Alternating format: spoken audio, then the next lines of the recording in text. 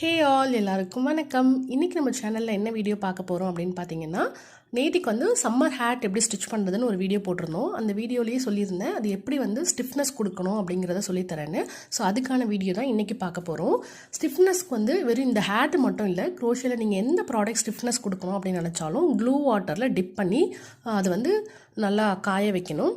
So இப்போ அதில் என்னென்னா க்ளூ வாட்டர் எப்படி ரெடி பண்ணுறது அப்படிங்கிற ஒரு கொஸ்டின் இருக்கும் இல்லையா. ஸோ க்ளூனா ஃபெவிகால் தான் நீங்கள் எடுத்துக்கணும். ஃபெவிகால் வந்து எவ்வளோ எடுக்கிறீங்களோ, அதாவது 1:1 அந்த ரேஷியோவில் ஃபெவிகால் எவ்வளோ எடுக்கிறீங்களோ அதே ரேஷியோவில் வந்து நீங்கள் வாட்டர் எடுத்துக்கணும். ரெண்டுத்தையும் நல்லா மிக்ஸ் பண்ணிவிட்டு நம்ம என்ன ப்ராடக்ட் செஞ்சுருக்கோமோ அதை வந்து அந்த வாட்டரில் டிப் பண்ணிக்கணும். டிப் பண்ணி எக்ஸஸ் வாட்டரில் கொஞ்சம் ஸ்க்வீஸ் பண்ணி எடுத்துருங்க. பிழிஞ்சு எடுத்துகிட்டு அந்த ப்ராடக்டை வந்து என்ன பண்ணணும்னா அந்த ஷேப்புக்கு ஏற்ற மாதிரி நம்ம வச்சு ப்ளேஸ் பண்ணிடணும். இப்போ நான் வந்து ஒரு பாலித்தீன் கவர் மாதிரி போட்டு அதில் வந்து வச்சுருக்கேன். அதாவது நான் கொரியர் பேக் வச்சுருக்கேன். அந்த கொரியர் பேக்கில் பார்த்திங்கன்னா பேப்பர் தான், அது மேலே வந்து ஷீட் இருக்கும், பாலித்தீன் ஷீட் போட்டு வச்சுருக்காங்க. ஸோ இந்த மாதிரி டேரெக்டாக பேப்பரோ அட்டையும் நீங்கள் யூஸ் பண்ணக்கூடாது. அப்படி யூஸ் பண்ணிங்கன்னா வெட்டாக இருக்கிறதுனால அந்த ப்ராடக்ட்டில் நம்மளோட ப்ராடக்ட்டில் போய் அந்த பேப்பர் அட்டைலாம் ஒட்டிக்கும் காஞ்சதுக்கப்புறம். இப்போ எடுக்கும்பொழுது அசிங்கமாக இருக்கும். ஸோ அதனால் நீங்கள் வந்து பாலித்தீன் கவரில் தான் ப்ளேஸ் பண்ணணும். ஸோ அந்த மாதிரி ப்ளேஸ் பண்ணதுக்கப்புறம் உள்ளேயும் ஸ்டிஃப்னஸ் உங்களுக்கு வேணும், அந்த ஷேப் கொடுக்கணும்னா அதுக்கு ஏற்ற மாதிரி ப்ராடக்ட் வச்சு வெயிட் வச்சு அப்படியே வச்சுருங்க. வெயில் நல்லா இருக்குது அப்படின்னா நீங்கள் வெயிலில் வச்சும் ட்ரை பண்ணிக்கலாம். இல்லை அப்படின்னா நீங்கள் ரூம் டெம்பரேச்சரில் ஒரு 24 hours அப்படியே விட்டுடுங்க. இப்போ ப்ளேஸ் பண்ணி வச்சதை அப்படியே ஒரு 24 hours வச்சுருங்க. வச்சதுக்கப்புறம் உங்களுக்கு வந்து இந்த மாதிரி நெக்ஸ்ட் டே பார்த்தீங்கன்னா இந்த மாதிரி பிரிக்கலாம், ஈஸியாக வந்து வந்துடும்.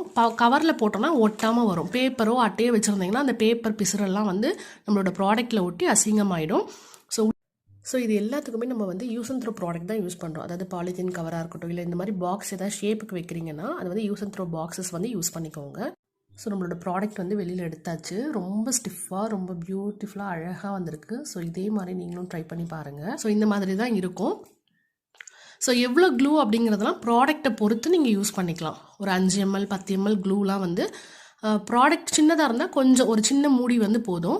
இல்லை பெரிய ப்ராடக்டாக இருக்குது ஃபுல்லாக பத்தாது அப்படின்னு நினச்சிங்கன்னா அதுக்கு ஏற்ற மாதிரி க்ளூ அப்ளை பண்ணிக்கோங்க. சேம் குவான்டிட்டியில் வாட்டரும் நீங்கள் போடணும். வெறும் க்ளூ மட்டும் எடுக்கக்கூடாது.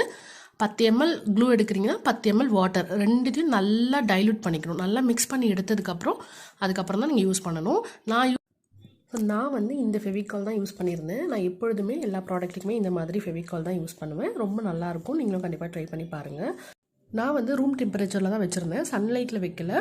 ஸோ 24 hours அப்படியே வச்சுருந்தேன். 24 hours கழித்து பார்க்கும்பொழுது நல்லா ஸ்டிஃபாக இந்த மாதிரி ரொம்ப அழகாக இருந்தது. கண்டிப்பாக நீங்களும் ட்ரை பண்ணி பாருங்கள். இந்த வீடியோ உங்களுக்கு பிடிச்சிருந்ததுன்னா லைக் பண்ணிவிட்டு உங்கள் ஃப்ரெண்ட்ஸ் அண்ட் ஃபேமிலி கூட ஷேர் பண்ணிக்கோங்க. நம்மளோட சேனலை மறக்காமல் சப்ஸ்கிரைப் பண்ணுங்கள்.